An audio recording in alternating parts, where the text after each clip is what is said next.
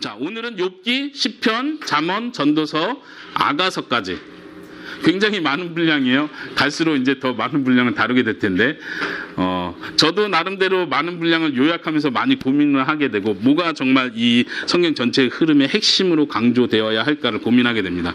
이 설교 제목이 그래서 중요한데 한번 같이 읽어보겠습니다. 시작. 인생의 지혜가 되시는 하나님. 네, 욥기, 시편, 잠언, 전도서, 아가서는 사실은 이 역사 순서, 역사의 스토리하고는 이제 상관없다고 보셔야 돼요. 잠깐 역사의 스토리는 잠깐 잊으시고, 이 역사 안에서 있었던 그 당시의 시들, 그리고 노래들, 그래서 시가서라고 표현한다고 했었죠. 이 부분을 오늘은 같이 살펴보도록 하겠습니다. 역사 배경은요, 보통 욥기가 쓰여진 배경은 족장시대, 아브라함 이때 시대쯤이었을 것이다 생각을 합니다. 그리고 시편이 쓰여진 시대는 주로 시편은 다윗을 중심으로 해서 많이 쓰여졌기 때문에 지금 이 다윗 왕국, 통일 왕국 시대를 배경으로 한다 생각하시면 좋겠고요. 그 다음에 아가서, 잠언, 전도서도 보통은 우리가 솔로몬이 지었다라고 생각하기 때문에 이 배경 안에서 쓰여졌다고 생각하시면 됩니다. 이 역사 배경과는 상관없이 오늘은 이 5권의 책을 좀 오늘 특별히 하나하나씩 살펴보고, 그리고 그 5권의 책의 전체적으로 흐르는 흐름, 오늘 설교 제목처럼 인생의 지혜가 되시는 하나님이라는 이런 맥락으로 한번 같이 생각해 보도록 하겠습니다. 처음에 아마 둘째 시간 정도에 제가 이 도표를 보여줬었던 것 같아요. 여러분들도 있을 텐데, 성경 39권, 구약 39권을 전체적으로 보면요, 첫 번째 모세오경 순서대로, 그 다음에 역사서 12권, 그 다음에 시가서, 오늘 다루는 시가서 몇 권이요? 5권. 그 다음에 대선지서 몇 권? 5권. 그리고 여기는 12권. 여기도 12권 해서 총 39권이 된다고 했죠. 시가라는 말 자체는 한국말로 시와 노래 이렇게 말할 수 있습니다. 욥기, 시편, 잠언, 전도서, 아가서까지. 자, 다시 한번 전체적으로 한번 그림을 보겠는데요. 이 도표는 여러분들 바인더에 없는 도표예요. 좀 따로 적으셔도 좋겠고요. 아니면 그냥 듣기만 하셔도 좋겠습니다. 한눈에 5권을 동시에 보기 위해서 제가 이렇게 했는데, 자, 이해되는 만큼 너무 무리해서 다 소화하려고 하지 마시고요. 자, 욥기는 어떤 내용입니까? 누가 한번 좀 간단하게 말해주면 좋겠네요. 쉽게 말하면, 간단하게 말하면 의인의 고난, 의인이라고 하나님께 인정받았던 그 욥이 따로 어떤 특별한 죄 때문에 받는 고난이 아니라 의인임에도 불구하고 하나님께서 사단을 통해서 시험하게 하시고, 그걸 통해서 더 믿음을 견고케 하시고 더 하나님 앞에 자신이 얼마나 죄인인지를 보게 하시는 장면이라고 할 수 있습니다. 그 욥기서에 대한 좀 더 좀 핵심적인 부분 좀 더 나중에 이야기하고요. 시편은 어떻습니까? 시편은 줄거리가 있다고 할 수 있나요? 시편은 말 그대로 많은 시들을 쭉 모아놓은 거죠. 다윗을 중심으로 많은 사람들이 시를 썼고 그것을 모아놓은 시라고 할 수 있습니다. 여러 가지 종류의 시들이 나옵니다. 바인더에 보시면 이제 제가 그 시의 어떻게 그 형식을, 문학적으로 형식 어떻게 나누는지도 몇 가지로 써놨는데요.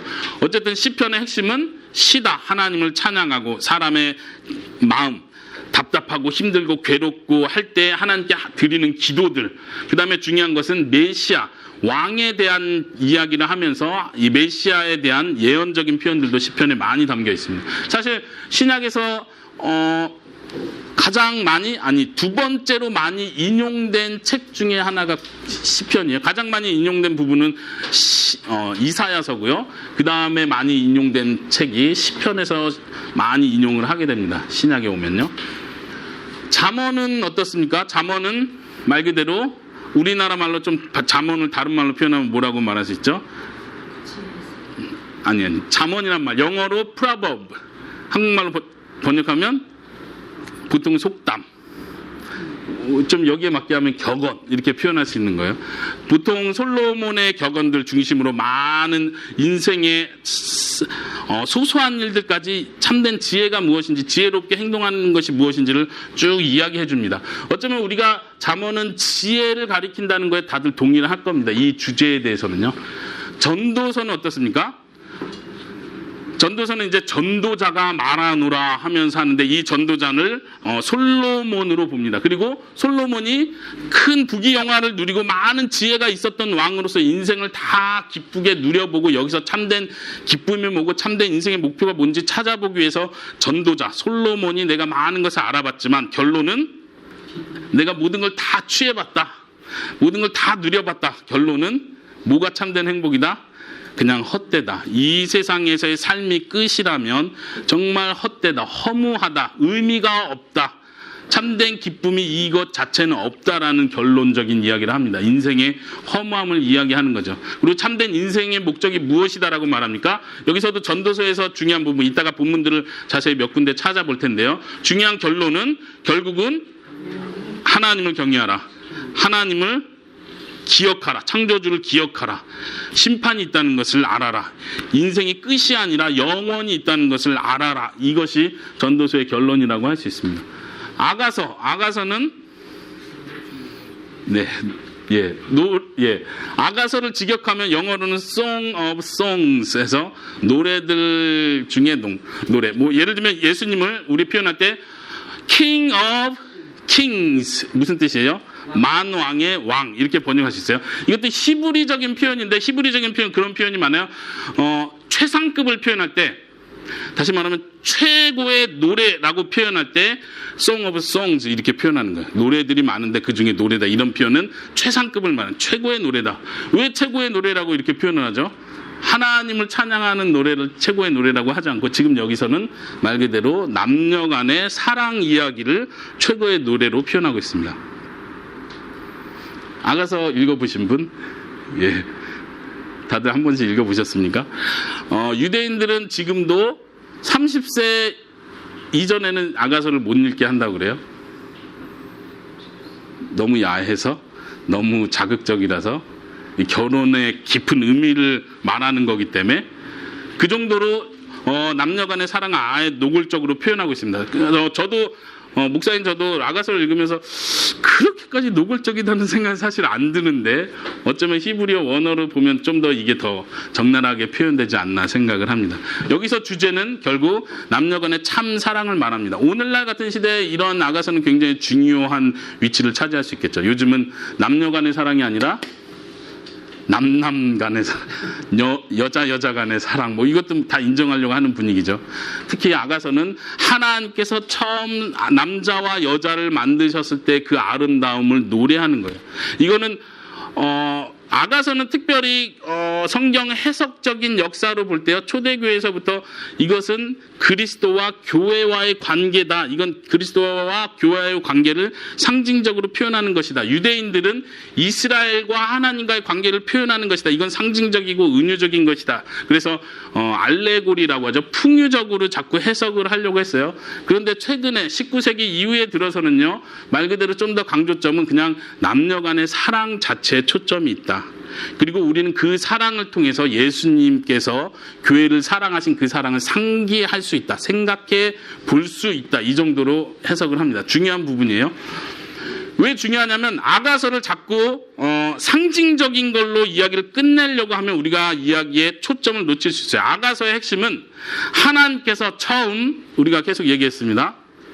하나님께서 처음 에덴 동산에 남자와 여자를 만드셨을 때 그 하나님 보시기에 참 좋았더라 한 그 내용을 다시 상기시켜 주는 거예요. 오늘날은 성에 대해서 남녀 간의 관계에 대해서 사랑과 성적인 관계에 대해서 굉장히 왜곡되고 편향된 잘못된 너무 쾌락 중심이다라고 가든가 아니면 성을 너무 논하면 안 된다라는 쪽으로 폐쇄적으로 가든가 좀 양극단이 있는데 성경에서 가르쳐주는 남녀 간의 성관계는 굉장히 아름다운 것으로 그려지고 있습니다. 왜요? 하나님께서 남자와 여자를 만드셨기 때문에 그리고 하나님 보시기에 가장 아름다웠기 때문에 창세기에 보면 남자 여자가 벌거벗었으나 부끄러워하지 않았다 이런 내용 있죠. 그러니까 우리 예수 믿는 사람 다 벌거벗고 교회 다닐까요? 그게 아니에요. 부부 간에 하나님께서 그걸 얘기하는 이 제안도 굉장히 중요합니다. 그래서 특별히 아가서는 결혼 관계 안에서 그려지는 남녀 간의 사랑이라는 것도 우리가 꼭 기억해야 됩니다. 하나님께서 그렇게 만드셨고 그 아름다운 사랑 관계를 우리는 이 세상에서도 맛볼 수 있다. 어쩌면 잠언에서도 그렇고요, 전도서에서도 그렇고 중요하게 언급하는 것 중에 하나가 너가 젊어서 취한 아내를 즐거워해라. 아내와 함께 낙을 누리는 것이 하나님께서 우리에게 주신 인생의 몫이다. 이건 귀한 선물이다라고 표현하는 부분들을 우리가 볼 수 있습니다. 이제 한번 전체 5권의 책을 몇 가지 성경 구절을 찾아보면서요, 그 핵심 내용, 전체적으로 우리가 찾을 수 있는 공통적인 핵심 내용들 찾아봤으면 좋겠습니다. 먼저 욥기서 성경 찾아볼까요? 욥기서 28장을 찾아보도록 하겠습니다. 욥기서 28장은요, 친구들과의 변론이 계속되고 욥이 마지막 정도에 와서 이제 마지막 변론을 하는 순간이에요. 그때 28장에는 여기 보이죠? 9절, 12절, 20절 먼저 한번 읽어보도록 하겠습니다. 쉬운 성경 찾으신 분들 저와 같이 읽어볼까요? 12절, 20절 시작. 그렇지만 지혜를 어디서 찾을까? 총명은 어디에 있을까? 20절. 그런데 그런 지혜는 어디에서 나오나? 총명이 있는 곳은 어딜까? 욥이 마지막 결론쯤에 와서 욥이 계속 고민하면서 2번 반복해서 표현하는 표현이 뭐냐면 지혜는 과연 어디서 오는가에 대한 질문을 계속 던지고 있다는 사실이에요. 그리고 욥이 스스로 그 답을 표현합니다. 그것이 28절인데요. 한번 같이 읽어보겠습니다. 시작. 하나님께서 사람에게 이르시길 주님을 경외함이 지혜며 악을 떠나는 것이 총명이니라고 하셨다네. 욥은 답을 알고 있네요. 지혜는 과연 어디서 오는가? 그리고 욥이 대답하기를 지혜는 하나님을 경외하는 것이, 어디서 많이 들어본 표현이죠? 우리가 잘 아는 잠언에서 계속 반복되는 표현이었죠. 지혜는 하나님을 경외하는 것이다라는 것은 욥도 알고 있었던 아주 중요한 내용입니다. 욥기서를 좀 문학적인 관점에서 보면요, 욥기서는 아까 말했듯이 그냥 이야기, 스토리, 드라마를 쓴 서사 형식의 문학이 아니라 말 그대로 시적인 표현이에요. 전체 친구들과 욥의 대화 자체가 다 시로 표현된 거예요. 우리는 한국어로 번역된 걸 보기 때문에 전혀 그런 느낌을 받지 못하죠. 막 욥의 친구들 이야기 너무 길면 읽기가 힘들고 해석하기가 힘들고, 그런데 읽고 해석하는 것 자체가 초점이 아니라 이 문학적 작품 구조, 문학적 구조로 볼 때 28장은요 전체 성경의 가장 가운데에 이루어지는 부분이에요. 그래서 파트를 나눌 때 2개를 나눈다고 하면 28장 그 가운데 들어가게 되는데요. 여기에 지금 욥기서 전체에서 핵심을 보여주는 구조라고 할 수 있습니다. 욥기서는 지금 지혜가 어디서 오는가에 대한 답을 찾기 위해서 이 전체 이야기를 하고 있습니다. 어떻게 보면 단지 의인의 고난에서 답하려고 하는 것 자체가 목표가 아니라 표면적에선 의인의 고난은 왜 오는가, 하나님은 왜 이것을 허락하는가에 대한 고민이지만 더 중요한 질문은 지금 이 지혜에 대한 대답을, 지혜는 어디서 오는가에 대한 질문을 던지고 그 대답을 찾으려고 하는 겁니다. 한번 여러분들이 생각해 보시겠습니까? 욥기서에서 말하는 그 지혜, 욥기서의 마지막 결론, 하나님께서 욥에게 마지막 말씀하실 때 너가 창조시에 어디 있었냐? 너는 그것을 아느냐? 계속해서 자연 만물을 언급하시면서 욥을 어떤 면에서 공격하시죠. 질문을 하시죠.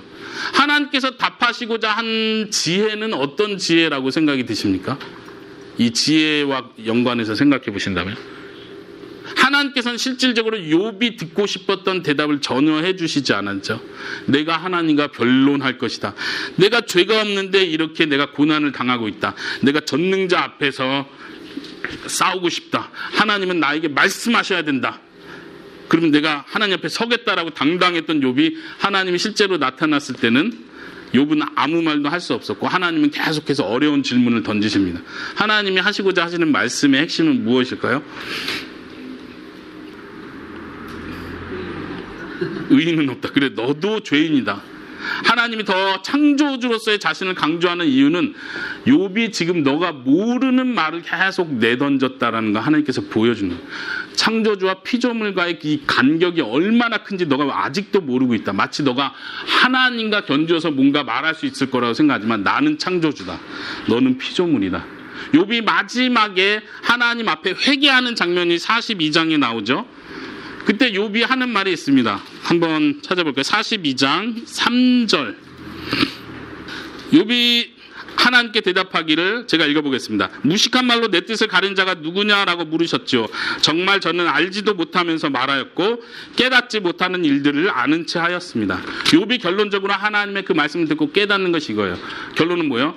제가 모르는 말을 계속 내뱉고 있었군요. 잘 보세요. 욥의 친구들과 욥의 그 논쟁 속에서 계속 이들은 뭘 이야기하려고 하냐면 내가 세상의 이치를 안다. 하나님이 이러이러한 분이다. 욥 너가 틀렸어. 욥은 또 반박해. 너가 모르는 거다. 내가 정직한데 왜 그러냐.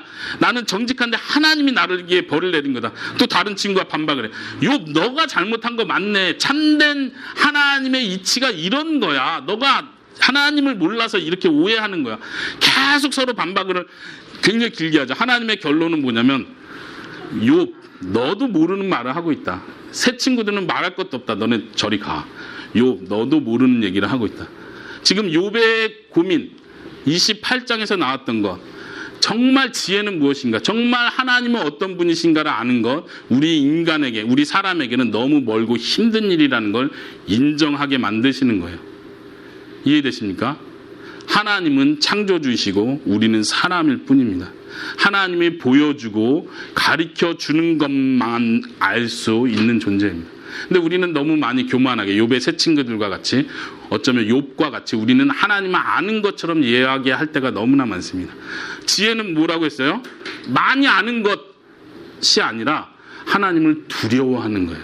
창조주로서 그 하나님을 두려워하는 것 자체가 지혜라는 얘기를 하는 거예요. 이해되십니까? 시편 111편 시편 한번 여러분들 찾아보시겠습니까? 여기도 아마 많이 읽어본 본문 중에 생소할 수 있는 본문일 수 있겠는데요. 누가 찾으신 분이 한번 읽어주시겠습니까? 110편 10절. 여호와를 높이고 두려워하는 것이 지혜의 시작이며 그의 교훈을 따르는 자마다 좋은 분별력을 받겠습니다. 영혼이 여호와를 찬양합니다. 이 구절 시편에 있는지 잘 모르셨던 분도 있을 거예요. 잠언에 있는 표현이 아니었나? 지금 잠언에서 우리가 여호와를 경외하는 것이 지혜의 근본이다는 얘기, 지식의 기초다라는 얘기를 우리가 많이 들었지만 사실은 욥기서에서도 강조하는 거고 시편에서도 강조하는 것 중에 하나입니다. 물론 시편은 여러 주제들을 다루기 때문에 이게 시편의 핵심이다 말할 수는 없습니다. 그럼에도 불구하고 시편이 처음 시작하는 부분, 복 있는 사람은 악인의 꾀를 쫓지 않는다. 의인의 길은 여호와께서 인정하지만 악인의 길은 망할 것이다. 시편 1편에서 어쩌면 서론 부분에서 시작하면서 그 이야기를 합니다. 악인과 의인에 대한 비교를 합니다. 그리고 시편 내내 의인과 악인에 대한 이야기들이 계속해서 나옵니다. 물론 그 단어가 똑같이 나오진 않지만요. 나의 원수, 나를 대적하는 자, 하나님을 모르는 자, 나는 하나님을 경외하는 사람, 나는 하나님 안에 피하는 사람, 그리고 하나님을 대적하는 자들, 계속해서 악인과 선인을 나누는 것을 우리가 볼 수 있습니다. 시편의 구조 속에서 그런 부분들이 많이 강조된다는 것을 볼 때 어쩌면 시편의 저자, 시를 쓴 사람들은 계속 고민을 하는 거예요. 하나님을 경외하는 자, 하나님의 말씀을 묵상하는 자가 복되다라는 얘기를 1장에서 했는데 사실 인생을 살다 보면 그렇지 않다는 걸 시편의 저자는 너무 잘 느끼는 거예요.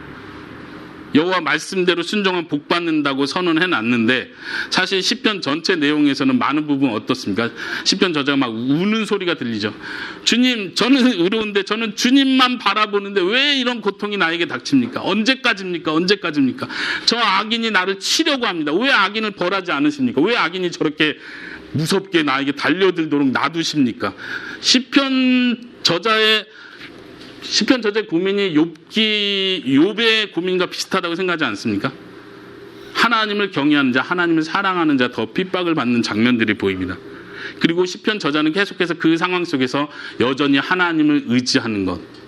내가 이 세상을 다 아는 것이 아니구나. 내가 이 세상에서 모든 답을 가지고 있는 것이 아니구나. 여전히 하나님을 바라봐야 하는구나. 하나님을 의지해야 하는구나를 시편에서는 계속해서 강조해 줍니다. 우리가 그 부분을 놓치지 않고 볼 수 있기를 바라고요. 결국 시편 저자의 고백은 내가 여호와를 찬양합니다.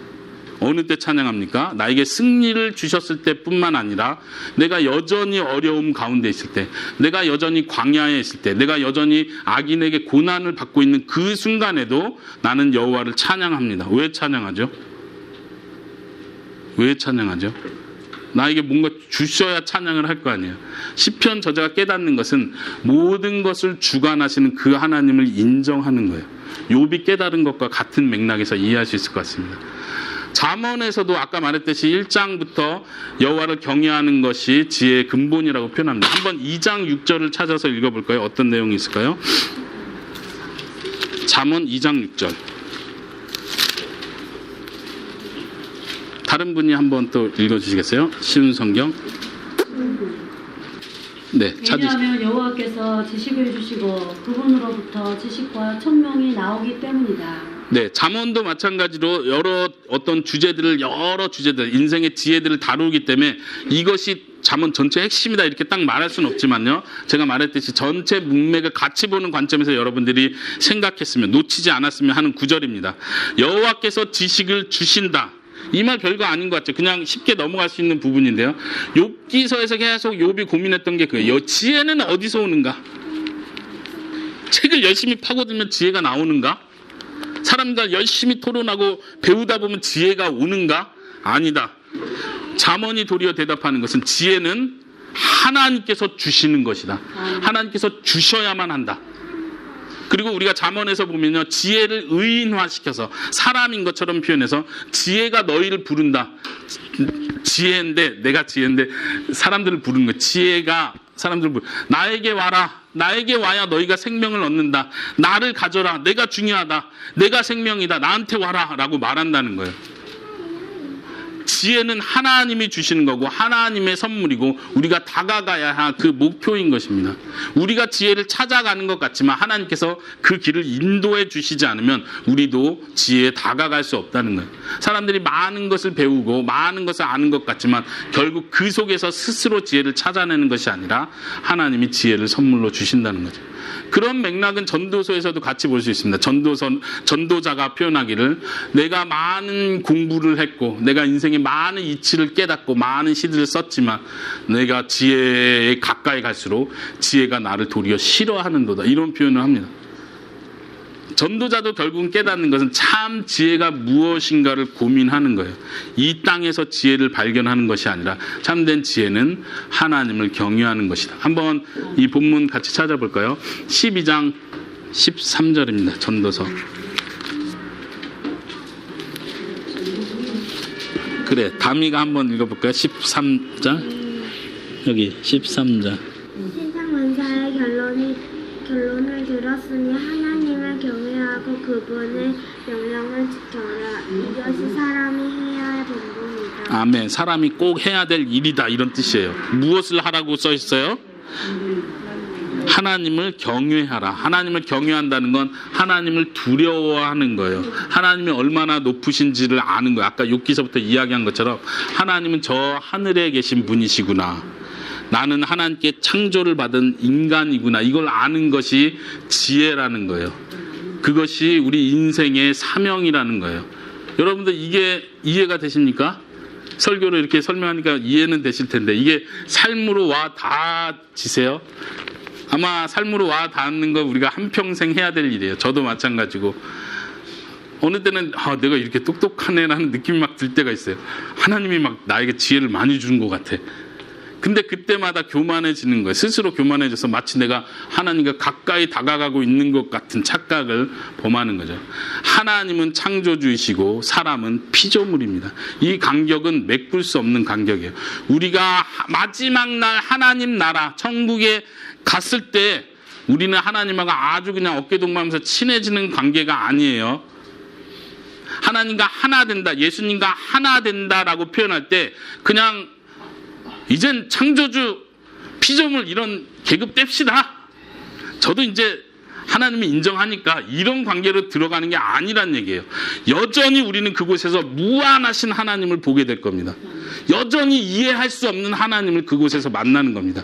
어떤 사람들이 이렇게 생각하죠. 천국에 가면 내가 그동안 궁금했던 모든 것을 알게 됐지. 아닙니다. 우리는 여전히 피조물로서 천국에 가는 거예요. 여전히 피조물로서 알 수 없는, 다 알 수 없는 무한하신, 말 그대로 여전히 무한하신 그 하나님 앞에 서는 거예요. 피조물로서 서는 거예요. 그 피조물로서 하나님과의 관계가 회복되는 거예요. 그것을 기억하시기 바랍니다. 그것을 우리는 이 땅에서부터 연습하는 거예요. 하나님이 이렇게 높으시구나. 내가 이해할 수 없는 일들을 하고 계시는구나. 이것을 우리가 받아들이는 거예요. 그런 것이 이제 전도서에 많이 표현되는 부분인데요. 우리가 몇 구절 한번 찾아보도록 하겠습니다. 3장부터 여기 지금 4구절이 나왔는데 한번 다 찾아볼까요? 전도서 안에서요. 3장 11절부터 14절까지 우리 혁진 형제님이 크게 읽어주시겠습니까? 하나님은 모든 것을 적게 아름답게 지으셨고 사람의 마음에 영혼의 감각을 주셨지만 하나님께서 처음부터 마지막까지 행하신 일은 다 깨달을 수가 없다. 내가 알기에 살아생전에 행복하고 선을 행하는 일보다 더 좋은 일은 없다. 이처럼 하나님의 선물은 사람마다 먹고 마시고 자기의 수고에서 만족을 느끼는 것이다. 하나님께서 무엇을 하시든지 그것은 영원하다. 그것에 아무것도 더하거나 뺄 수가 없으니 하나님께서 그렇게 하신 것은 사람이 그분을 경외하도록 하기 위함이다. 네, 마지막 14절만 보세요. 하나님께서 무엇을 하시든지 그것은 영원하다. 우리가 더하고 빼고 할 수 없다. 그렇게 하시는 이유는 경외하도록 하기 위함이다. 한번 7장 14절 찾아 읽어볼까요? 우리 김선희 선교사님 7장 14절 읽어주시겠습니까? 형통한 날에는 기뻐하고 재앙의 날에는 살펴보아라. 이 모든 날들은 하나님께서 만드신 것이다. 그래서 사람들은 자기 미래를 알지 못한다. 네, 형통할 때가 있고 재앙의 날이 있어요. 그렇지만 그것도 하나님이 만드셨다는 얘기예요. 욥기서하고 한번 생각해 보세요. 욥에게 닥친 재앙은 하나님께서 만드신 거죠. 그렇죠?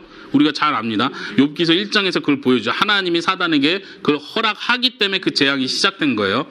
하나님께서 모든 것을 주관하고 있다는 걸 보여주고 그러면서 마지막 문장에 그렇게 해서 사람들이 자기 미래를 알지 못한다. 우리는 미래를 알지 못합니다. 미래를 알려고 해서도 안 됩니다. 점집에 찾아가지 말란 얘기예요. 하나님 앞에 자꾸 미래를 가르쳐달라고 하지 말란 얘기예요. 미래를 보여주시면 제가 가겠습니다. 이렇게 하지 말란 얘기예요. 하나님은 그걸 모르게 함으로써 하나님을 두려워하고 경외하고 하나님의 가르쳐준 그거에 그대로 순종하기를 하나님은 우리에게 요구하십니다. 8장 17절 한번 우리 경숙자매님이 한 번 더 읽어주시겠어요? 8장 17절. 나는 하나님께서 하시는 모든 일을 살펴보았다. 그러나 그 누구도 해 아래서 되어지는 것을 다 깨달을 수는 없다. 사람이 제 아무리 깨우치려고 노력해도 그 의미를 발견하는 것은 어렵다.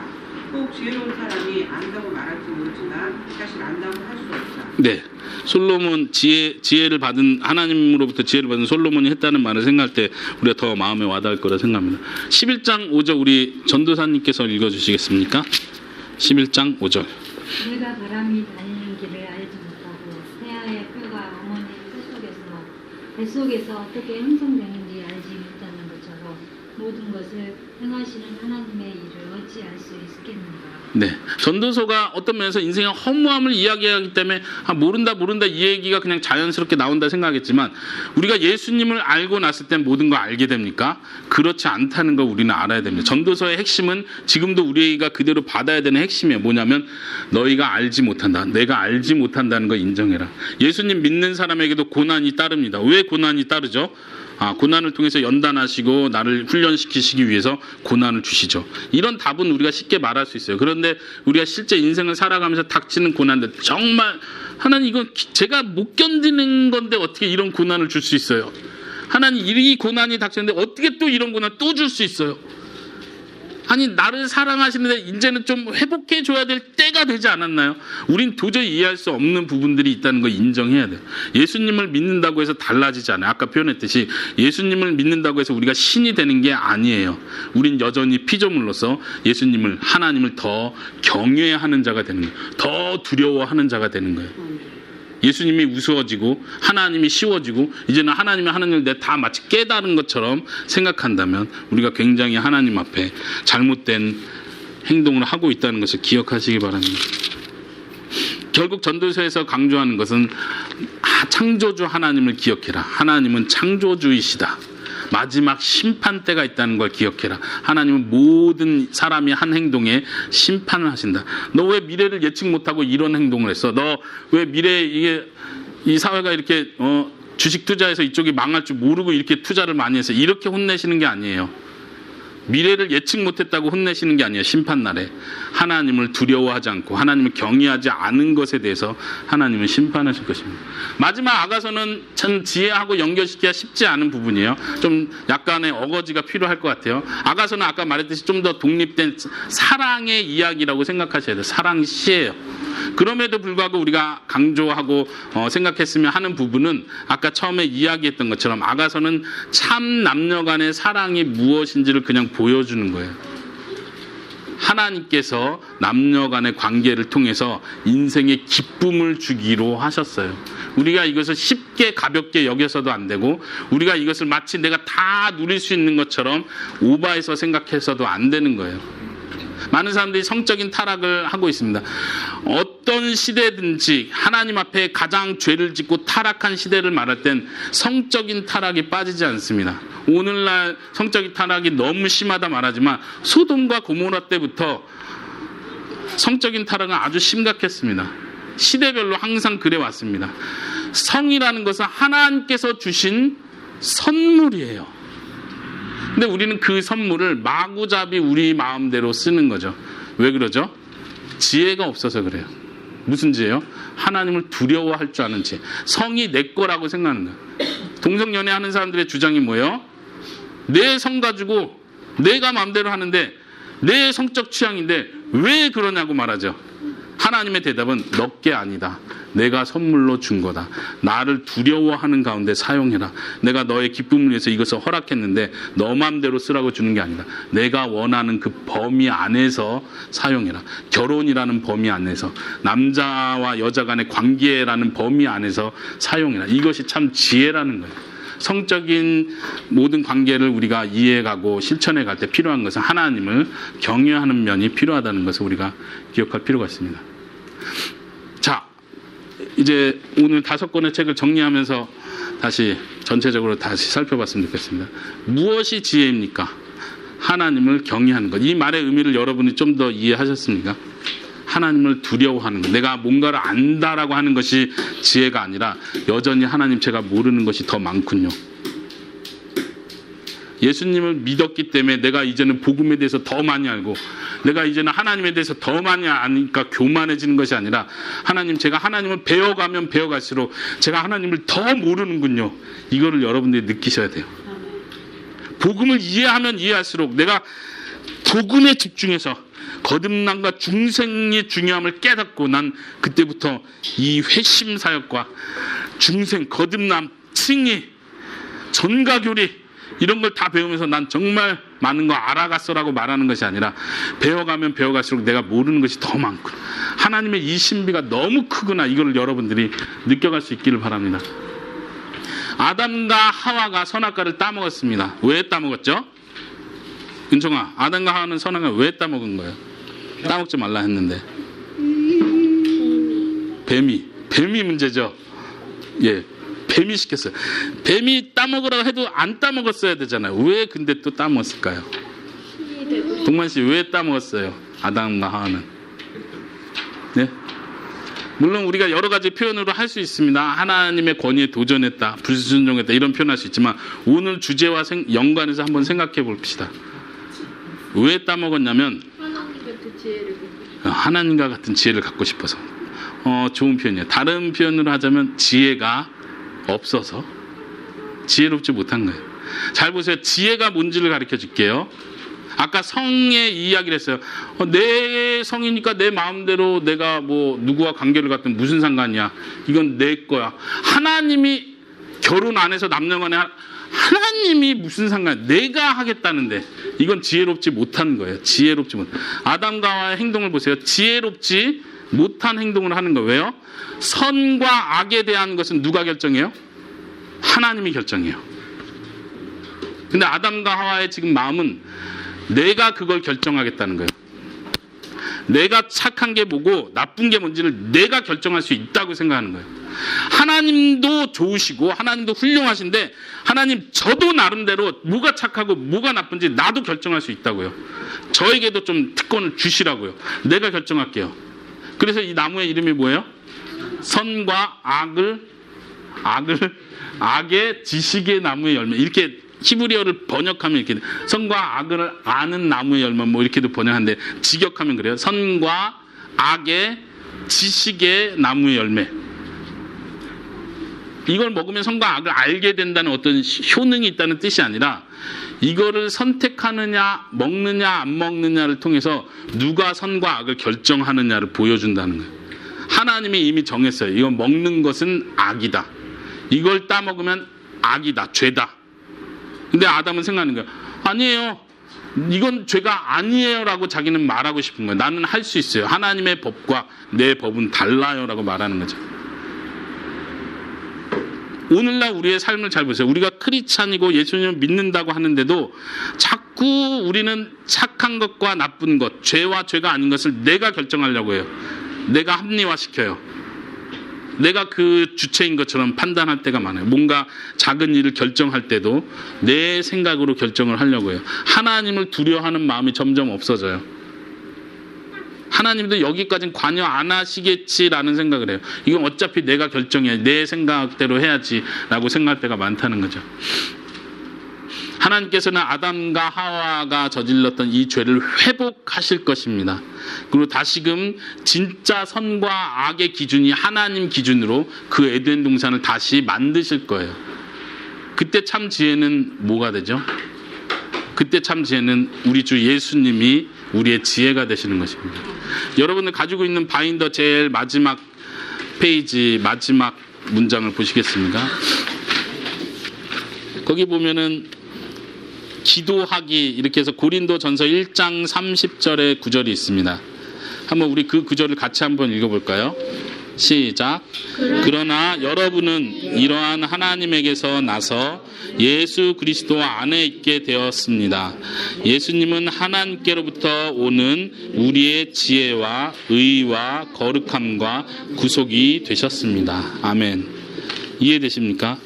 우리는 하나님께로부터 온 사람입니다. 하나님께로부터 거듭난 사람입니다. 그리고 우리는 지금 예수님 안에 거하는 사람들입니다. 그 예수님은 누구십니까? 성경에서 표현한 대로 하나님께로부터 오신 분이세요. 그리고 우리의 지혜가 되시는 분이세요.